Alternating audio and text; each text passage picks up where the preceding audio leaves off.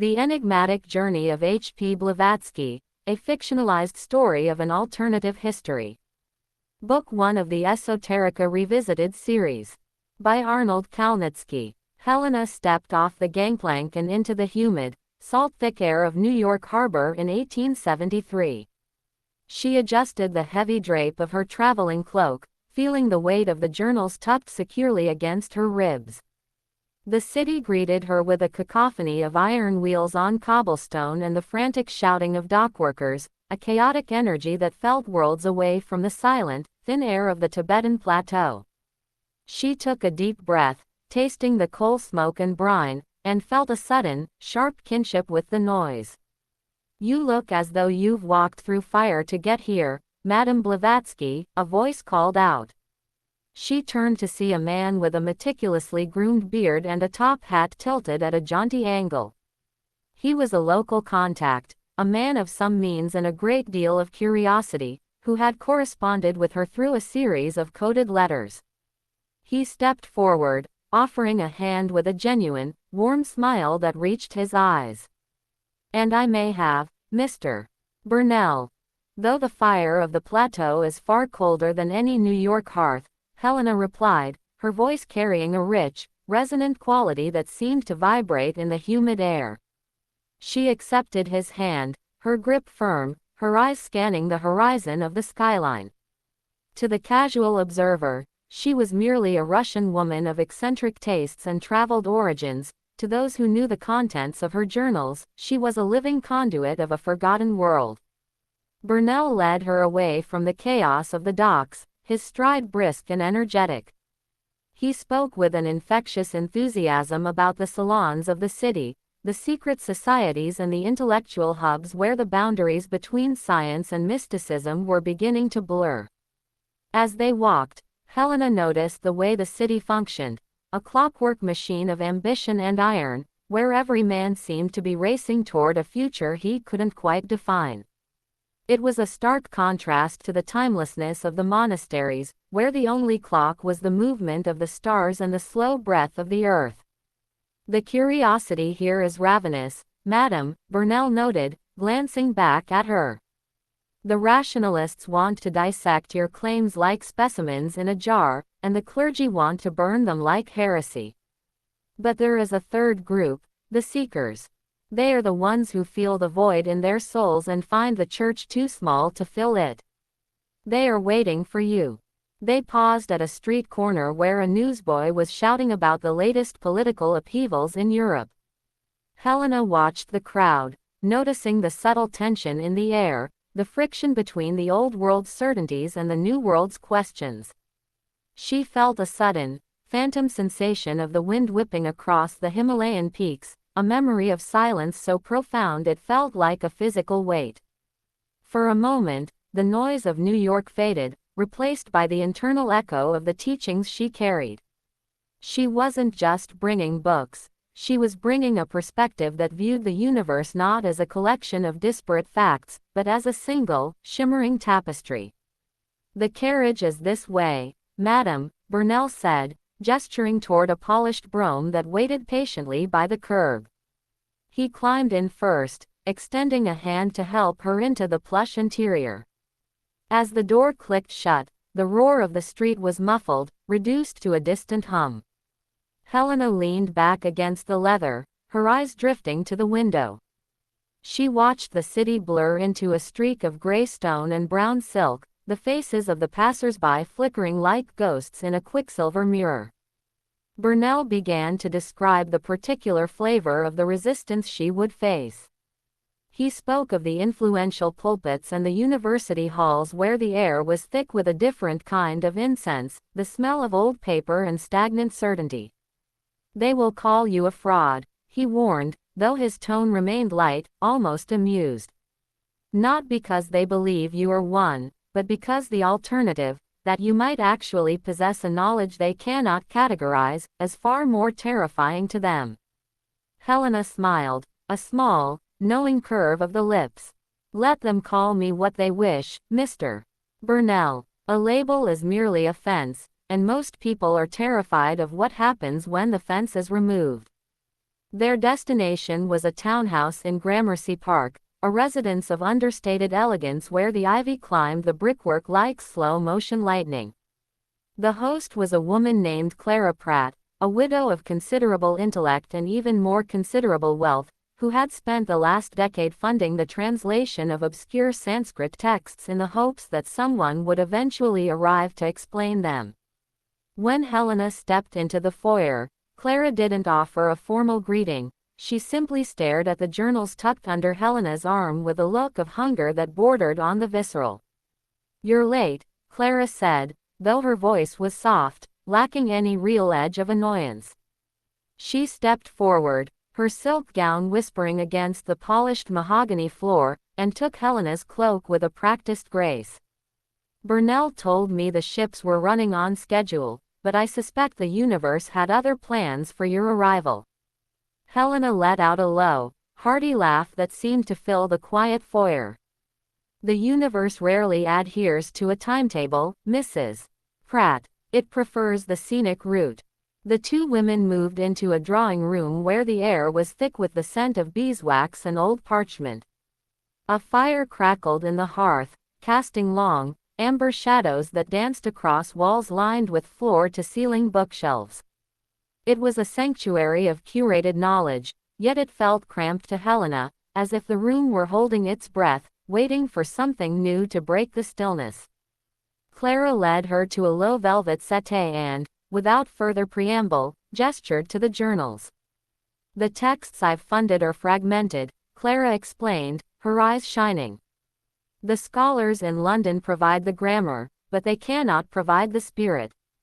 They treat these words like dead insects pinned to a board. Tell me, is it true?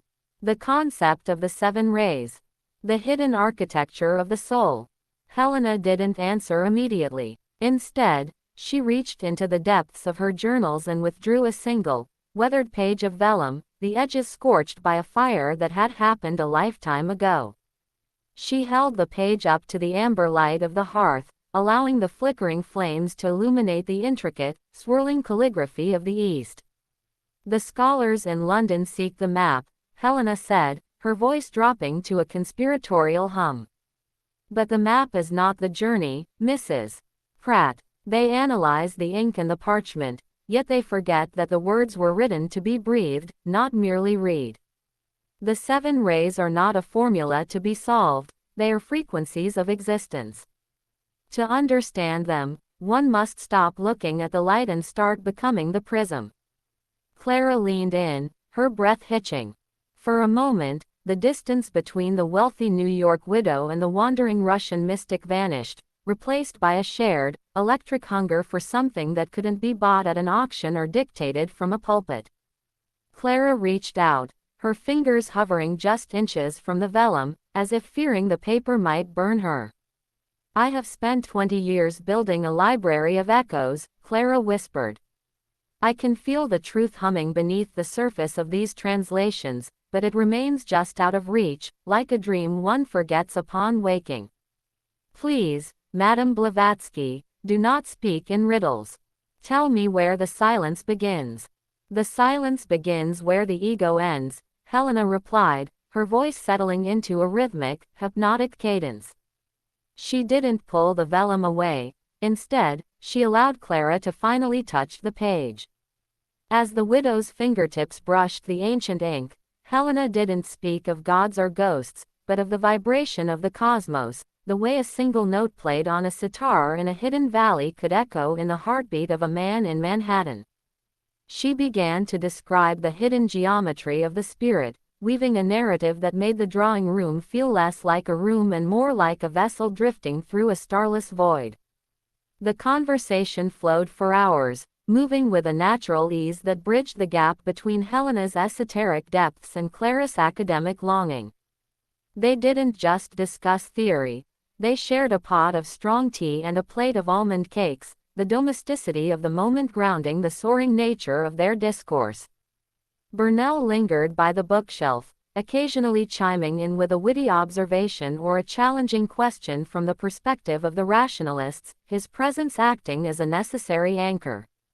There was no friction, only a warm, collective curiosity that filled the space with an electric sense of possibility. Helena spent the next few weeks in a whirlwind of preparation, turning Clara's drawing room into a makeshift classroom for a handful of the city's most progressive minds.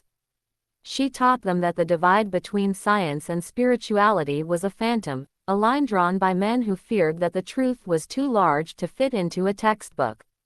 She spoke of the Akashic records, the celestial library where every thought and action was etched into the fabric of the universe, and how the modern world's obsession with the clock was merely a distraction from the eternal. She was patient with their confusion, treating their skepticism not as an obstacle, but as a doorway. "You're treating the universe as if it were a puzzle, Mr.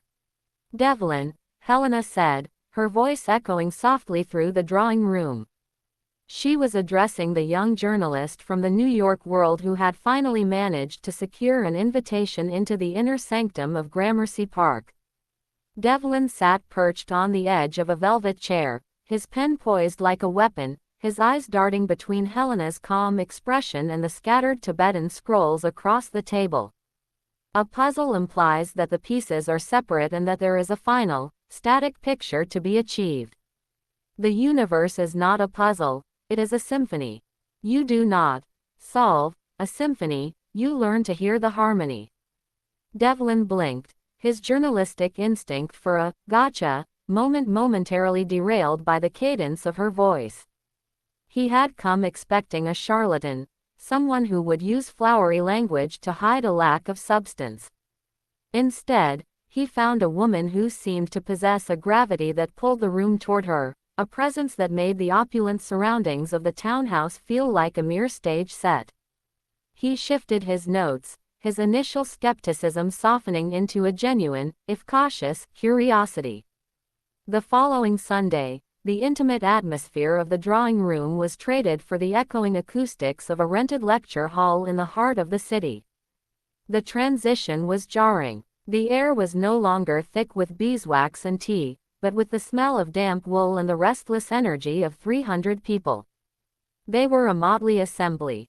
Wealthy socialites in silk hats, wide-eyed students from Columbia, and a handful of grim-faced clergy who had come not to learn, but to witness a disaster. The tension was palpable, a physical pressure that seemed to vibrate in the space between the podium and the audience. As Helena stepped into the light of the gas lamps, a sudden, sharp heckle broke the silence. "Is it true, madam, that you claim to speak with the Mahatmas of the East, or is that simply a convenient way to avoid answering questions you cannot answer?" The voice belonged to a man in the third row, a representative of the Rationalist Society, his arms crossed tightly over his chest. Helena didn't flinch. She let the question hang in the air, allowing the silence to stretch until the man's smug expression wavered under the weight of the room's sudden stillness. She didn't answer with a defensive lecture. Instead, she stepped toward the edge of the podium, her eyes locking onto his with a piercing, playful intensity. A ripple of laughter broke through the crowd, not mocking, but appreciative of the retort. The tension in the room shifted, the energy pivoting from a trial to a performance. Helena began to pace the stage, her movements fluid and deliberate, her hands weaving patterns in the air as if she were pulling invisible threads from the ether. She didn't speak of the Mahatmas as distant gods, but as elder brothers in a vast, interconnected family of consciousness. She spoke of the Theosophia, the divine wisdom, not as a set of rules to be obeyed, but as a dormant memory residing within every human heart, waiting for the right frequency to wake it. As she spoke, the gas lamps seemed to flicker in rhythm with her voice, casting long, undulating shadows that made the walls of the hall seem to expand and contract. The skeptical clergymen shifted in their seats, their faces grim, yet even they found themselves leaning forward. There was something in her presence that defied the labels they had prepared for her. She was too grounded to be a mere daydreamer and too luminous to be a common fraud. The applause was not a roar, but a collective exhale, as if the audience had been holding their breath for an hour and had finally forgotten how to let go. As Helena stepped down from the podium, the crowd surged forward, not with the aggression of a mob, but with the desperate magnetism of the thirsty.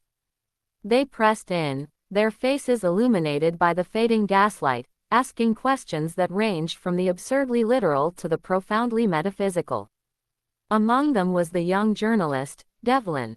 He didn't ask about the Mahatmas or the Akashic records. Instead, he looked at the way she held herself, the stillness in her core despite the chaos surrounding her, and asked, "Do you ever miss the silence, madam?" Helena paused, her gaze drifting momentarily toward the ceiling, as if she could see through the plaster and slate to the vast, indifferent stars above. "The silence is not a place I left, Mr. Devlin," she whispered, a small, private smile touching her lips. "It is the canvas upon which all this noise is painted. I simply carry it with me." The success of the lecture, however, acted as a flare sent up in the night, signaling her position to those who preferred the world remain in the dark. The following morning, the New York World ran a piece that was less a review and more a warning.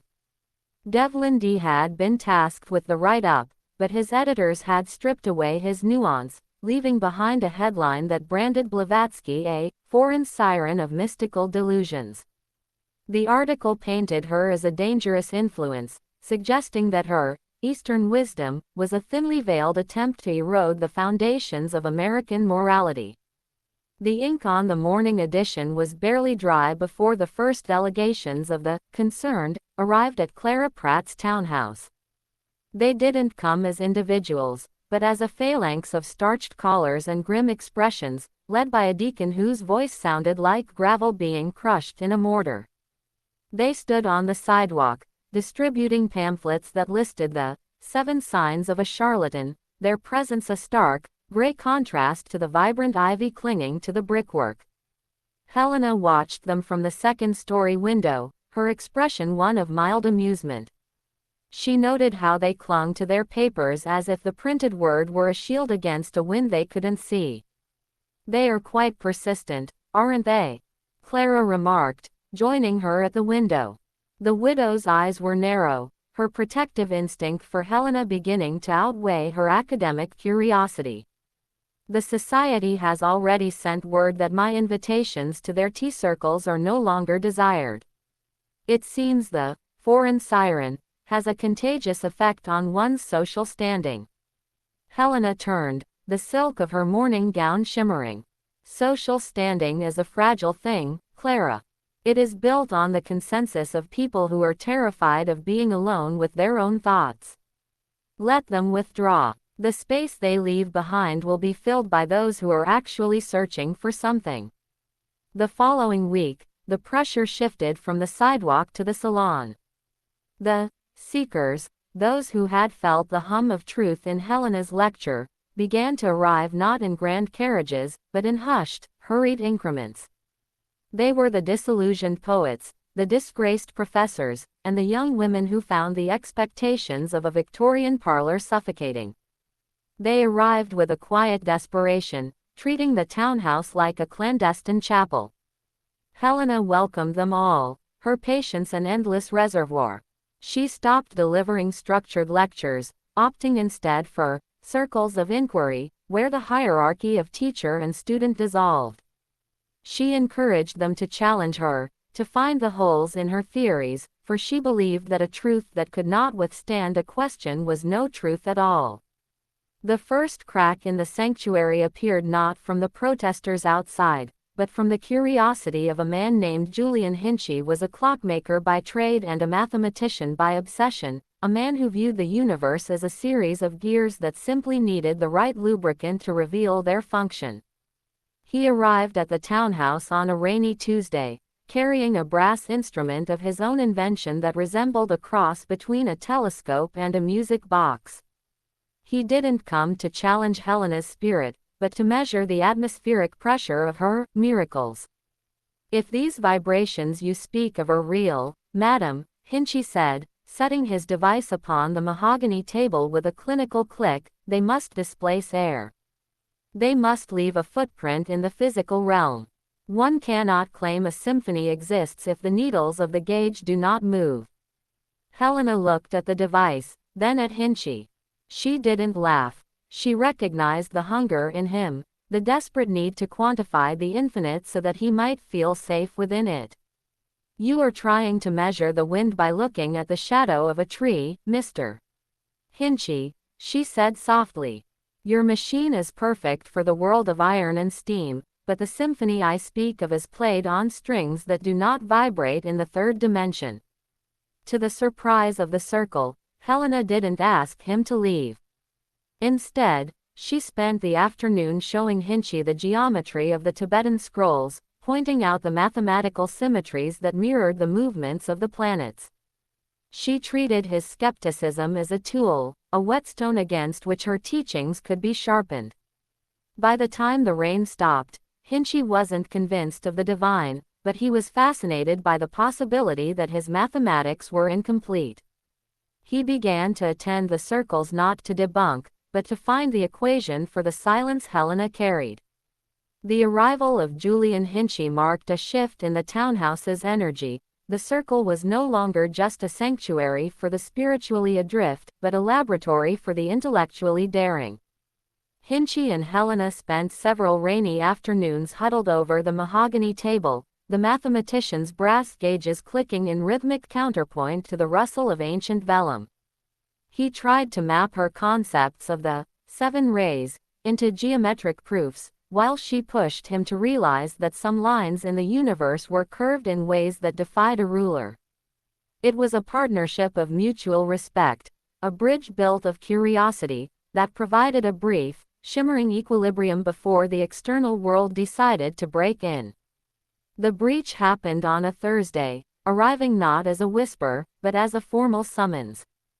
A courier, dressed in the severe black of a legal clerk, delivered a heavy cream envelope sealed with the crimson wax of the New York Board of Moral Oversight. The letter was curt, alleging that the unconventional gatherings at Clara Pratt's residence were causing spiritual distress among the neighborhood's families and calling for a public inquiry into the legitimacy of Madame Blavatsky's credentials. It was a strategic strike, orchestrated by the very clergy who had been silenced by the laughter of the crowd at the lecture hall. They cannot arrest a thought, Helena, Clara said, her voice trembling slightly as she read the summons. She looked around her drawing room, noticing how the space had evolved. The beeswax scent now mingled with the smell of Hinchey's machine oil and the lingering fragrance of sandalwood incense. But they can certainly make it impossible for people to walk through that front door. Helena took the letter from Clara, her eyes scanning the legalese with a flicker of amusement. They believe they are summoning me to a trial, she murmured, the gold jewelry at her throat catching the light. What they do not realize is that a trial is simply a stage with a more demanding audience. If they wish to turn my teachings into a public spectacle, I shall give them a performance they will not soon forget. The inquiry was held in a drafty municipal hall that smelled of wet wool and old ink, a space designed to make the individual feel small and the institution feel eternal. The Board of Moral Oversight sat atop a raised dais, their faces like granite carvings of Victorian propriety. At the center sat Reverend Elijah Ward Leggett, his eyes narrowed, treating the proceedings not as a search for truth, but as a surgical excision of a tumor. The room was packed to the rafters, a volatile mix of the devout who came to witness a condemnation and the seekers who came to find a champion. Helena did not arrive in a carriage. She walked from the street, her presence cutting through the crowd like a prow through water. She wore a deep violet wrap that seemed to absorb the dim light of the hall, her gaze steady and unblinking.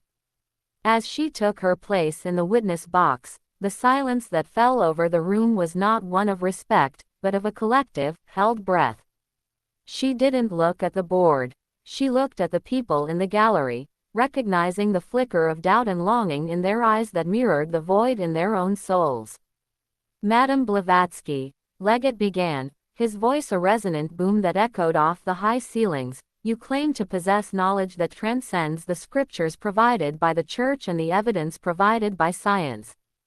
You speak of hidden masters and celestial records as if they were common household items. Tell this board, by what authority do you presume to lecture the faithful on the architecture of the soul when your own credentials are as phantom as the spirits you claim to conjure? The question was a trap, designed to force her into a defensive scramble for a pedigree she knew the board would never recognize. The rationalists in the front row leaned forward, pens poised to catch the exact moment her narrative fractured. But Helena didn't offer a list of titles or a map of her travels. She leaned forward, her voice dropping to a low, melodic hum that seemed to vibrate in the very floorboards beneath the board's feet. My authority, Reverend, is not a parchment signed by a man in a mitre, nor is it a degree granted by a university that views the spirit as a chemical accident, Helena replied, her voice carrying a sudden, rhythmic depth that seemed to mute the ambient noise of the hall.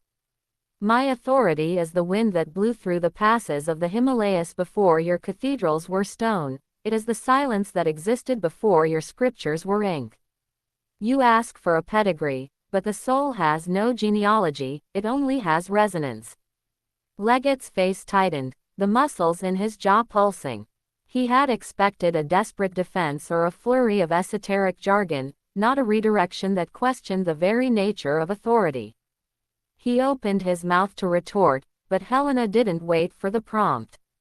She reached into the folds of her violet wrap and produced a small, unremarkable piece of polished obsidian. With a flick of her wrist, she placed it on the wooden railing of the witness box. If you seek evidence of the phantom, look to the things you claim are solid, she said, her gaze sweeping across the gallery. You believe this hall is a fortress of certainty, yet you tremble at the thought of a woman who suggests the universe is larger than your pews. The true phantom here, Reverend, is the fear that you might be wrong. A sudden, sharp gasp rippled through the room. The obsidian stone, which had been sitting perfectly still, began to vibrate. It was a subtle movement at first, a mere shudder, but it quickly intensified, creating a low, humming frequency that resonated in the chests of everyone present. Julian Hinchy, sitting among the spectators, leaned forward, his eyes widening. He knew that sound. It was the frequency of a perfectly tuned tuning fork, yet there was no one striking the stone. The vibration grew, transforming from a hum into a shimmering acoustic pressure that seemed to pull the oxygen from the room. The observers in the gallery leaned in, their faces illuminated by a sudden, inexplicable luminescence emanating from the obsidian. It wasn't a light that cast shadows, but a glow that seemed to originate from within the viewer's own eyes. For a heartbeat, the municipal hall vanished. The damp wool and old ink were replaced by a sensation of immense, cold altitude, as if the room had been transported to a wind-swept plateau in the heart of the East. Reverend Legate recoiled, his chair scraping harshly against the floorboards. Sleight of hand, he bellowed, though his voice lacked its former boom, sounding thin and brittle against the humming stone. Some hidden mechanism, some trick of the magnets. This is not truth, it is theater. Helena didn't blink, her gaze remaining fixed on the Reverend with a serenity that felt predatory. You call it theater because you are terrified of the play, she replied, her voice cutting through the frequency like a blade. You seek a mechanism because you cannot conceive of a power that does not require a gear or a pulley. You wish to find the string that moves the puppet, yet you are blind to the fact that you are the puppet, and the string is your own denial. As she spoke, the obsidian stone suddenly leapt an inch into the air, hovering in a state of impossible equilibrium. A collective gasp erupted from the crowd, a sound of genuine, terrified wonder. The rationalists, who had arrived with pens poised to debunk, found their ink drying in their wells. They were no longer looking for a fraud, they were looking at a glitch in the reality they thought they understood. The tension in the room shifted from a trial to a revelation, the air electric with the realization that the boundaries between the seen and the unseen were far more porous than the Board of Moral Oversight had ever dared to admit. The obsidian stone did not fall, it dissolved. In a sudden, silent flash of violet light, the stone collapsed into a fine, iridescent powder that rained down upon the witness box like fallen stars. The humming frequency vanished as abruptly as it had arrived, leaving a silence so profound that the sudden cough of a man in the back row sounded like a cannon shot. For several seconds, the municipal hall remained frozen, the Board of Moral Oversight staring at the glittering residue of the stone with expressions of sheer, unadulterated bewilderment. Leggett scrambled for his composure, his face flushed a deep, mottled crimson. "A parlor trick," he finally shouted, though the conviction had drained from his voice, leaving it sounding strained. "A mere distraction to divert us from the lack of empirical evidence. Guards, remove this object from the record." Helena stepped back from the railing, the violet wrap settling around her like a curtain closing on a scene. "The record is not in the stone, Reverend, but in the tremor of your heart," she said, her voice returning to a conversational, almost playful tone. She didn't wait for the board to dismiss her. With a graceful turn, she walked out of the witness box and began to descend the stairs, the crowd parting for her as if she were royalty returning from a conquest. As she reached the gallery, Julian Hinchy stepped forward, his eyes wide. He wasn't looking at Helena, but at the place where the stone had been, his mind already racing to calculate the energy displacement required to vaporize solid obsidian. "The frequency," he whispered, his voice trembling. "The resonance was perfect. It wasn't a trick, madam. It was a harmonic collapse." "The end of a trial is rarely the end of the conflict," Helena whispered, leaning toward Julian as they stepped out into the crisp New York afternoon. The municipal hall behind them felt like a tomb for a dead ideology, the air inside still shimmering with the ghost of the obsidian's vibration. She didn't look back to see if Leggett was still shouting, for she knew the victory was not in the silence of the board, but in the sudden, frantic scribbling of the journalists who had forgotten to ask the questions they had rehearsed. The walk back to Gramercy Park was a slow procession. A small crowd of the displaced had followed them out, their faces transformed from skeptical curiosity to a sort of hungry reverence. They didn't speak, but they walked in a loose, protective phalanx around her, as if sensing that the woman who had just fractured the laws of physics in a municipal hall was now a target for every frightened authority in the city. Helena felt the shift in the atmosphere. The city no longer saw her as a mere curiosity or a foreign interloper, but as a catalyst. Upon returning to the townhouse, they found the front door standing open. Inside, the drawing room had been transformed into a sanctuary of organized chaos.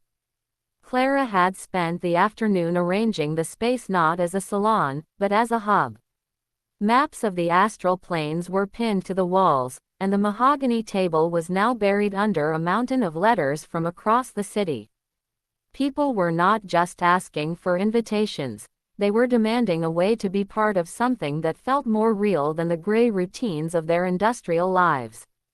"You've started a fire, Helena," Clara said, her eyes bright with a mixture of terror and exhilaration. She handed Helena a stack of correspondence from a group of dissident scientists from the university, men who had spent their lives dismissing the metaphysical only to find themselves haunted by the memory of a vibrating stone. "They are calling it the Blavatsky effect. They want to know if the harmonic collapse can be replicated, or if it was a singular event of divine will." Helena leaned against the doorframe, the violet wrap sliding from her shoulders. For the first time in weeks, she looked tired, her gaze drifting to the window where the New York skyline was beginning to blur into the indigo of twilight. "The effect is not in the stone, Clara, nor is it in the vibration," she murmured, her voice sounding as though it came from a great distance. "It is the sound of a door unlocking. Once the door is open, the wind blows through regardless of who holds the key." Julian Hinchy stepped forward, his brass gauges still humming faintly in his pocket. He looked at the woman who had dismantled the certainty of the Board of Moral Oversight and saw not a sorceress, but a bridge. The world will not let you simply be, now, madam. They will come for you with more than summons and pamphlets. They will come with a hunger that cannot be sated by a few lectures. Helena smiled, a small, secret expression that seemed to hold the weight of 1,000 lifetimes. She looked at the circle of seekers gathered in the room, the poets, the mathematicians, the disillusioned, and realized that the seed she had planted had already begun to split the pavement of the city. The struggle between the seen and the unseen had moved beyond her person, it was now a current running through the veins of the people. She didn't need to provide the answers anymore, for the act of questioning had become the answer itself. As she closed her eyes, she could feel the silence she always carried, expanding to fill the room, the street, and the city, waiting for the world to finally learn how to listen. The transition was gradual, then sudden. The whirlwind of the salon eventually slowed, the circles of inquiry evolved into a formal society, and the fever of the Blavatsky effect settled into a steady, enduring flame. The fire she had lit in that municipal hall did not consume the city, but it scorched the edges of the orthodoxies that had held New York in a grip of sterile certainty. The rationalists found new equations, the clergy found new mysteries, and the seekers found a vocabulary for the void they had felt within themselves. Decades later, long after the gas lamps had been replaced by electric bulbs and the horse-drawn carriages had vanished into a roar of steel and rubber, the echoes of Helena's journey remained. Her books became the secret textbooks for the dreamers of the 20th century, and her harmonic collapse became a metaphor for the moment a soul awakens to its own complexity. The woman from the heights of Tibet had not just brought a teaching to the shores of America, she had brought a reminder that the universe is a symphony, and that the most profound truths are often found in the spaces between the notes. In a quiet archive in the heart of the city, a young researcher might still find a small, iridescent smudge of powder on an old legal transcript from a forgotten municipal trial. To the casual observer, it is merely a stain of mineral residue. But to those who know how to look, it is a fingerprint of the infinite, a shimmering reminder that the journey toward the unknown is the only one truly worth taking. Julian Hinchey, in his final years, kept a small piece of polished obsidian on his bedside table.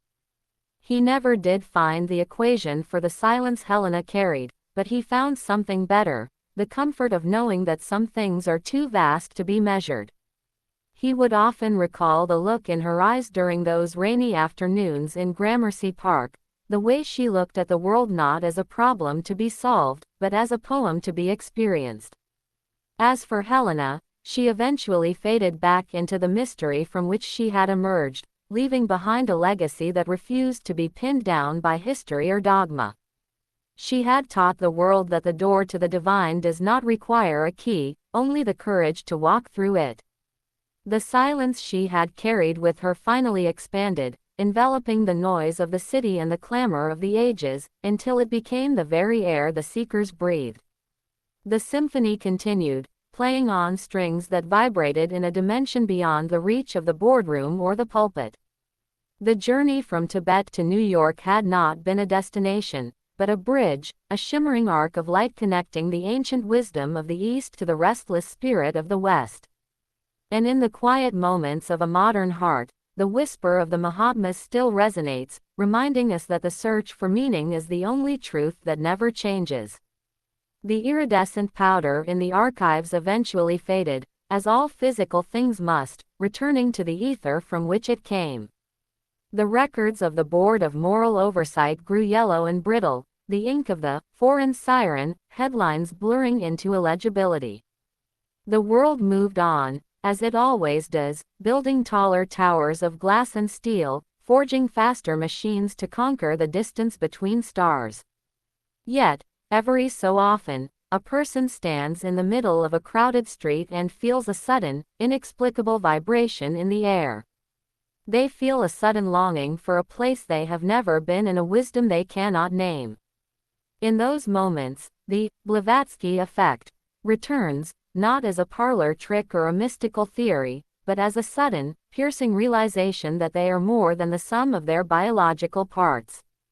They stop walking. They look up at the indigo twilight of the city sky and, for a fleeting second, they hear it, the silence that is not an absence but a presence. They realize that the journey Helena began in 1873 was never meant to end with a book or a society, but to live on in the curiosity of every soul that dares to ask why. And in that questioning, the cycle begins anew, forever unfolding, forever mysterious, and forever home. But as the century turned and the memories of the violet-wrapped mystic softened into legend, a different kind of storm began to brew in the hidden rooms of the city. The seekers had multiplied, but so had the opportunists. The Theosophical Society had grown into a sprawling entity, and with size came the inevitable rot of bureaucracy. The original fire of inquiry, the raw, dangerous hunger for truth that had defined the circles in Clara Pratt's townhouse, was being replaced by a desire for comfort. People no longer wanted the keys to the door, they wanted a map that told them exactly where the treasure was buried. Helena, now older and her face a map of 1,000 journeys, watched the shift with a mixture of amusement and melancholy. She spent her afternoons in a small, sun-drenched room overlooking the park, surrounded by the scent of old parchment and dried jasmine. One afternoon, a young man arrived at her door. He was a student of the new sciences, his eyes bright with the same frantic energy that had once driven Julian Hinchey, but his heart was heavy with a modern kind of doubt. "Madam," he began, his voice trembling, "the society says you taught that the universe is a symphony. But the mathematics are changing. We are finding that the silence you spoke of is not a canvas, but a vacuum. An empty, cold void. Was it all a beautiful illusion?" Helena looked at him, her eyes reflecting a light that didn't seem to come from the window. She reached out and touched the sleeve of his coat, her hand light as a falling leaf. "My dear boy," she whispered, "the vacuum is only empty if you believe you are separate from it. The void is not the absence of everything, it is the presence of the potential for everything. You are not looking at a hole in the universe, you are looking at the breath the universe takes before it speaks." The young man fell silent, the frantic energy in his eyes softening into a profound, sudden stillness. In that moment, the air in the room seemed to vibrate, a ghost of the obsidian's frequency humming beneath the floorboards. He didn't find an answer in a book or a lecture, but he felt a sudden, inexplicable warmth in his chest, a resonance that told him the journey was not about arriving at a destination, but about the courage to remain lost. As the sun dipped below the horizon, casting the park into a deep, velvet indigo, Helena leaned back in her chair and closed her eyes. She didn't leave a will, nor did she leave a final set of instructions. She simply let the silence she had carried for so long finally expand to encompass her entirely. When the student looked back, the chair was empty, and a single, iridescent smudge of powder lingered on the armrest, shimmering once before vanishing into the evening air. The bridge had been crossed, the seed had been sown, and the symphony, though the conductor had departed, continued to play in the hearts of those who still dared to listen.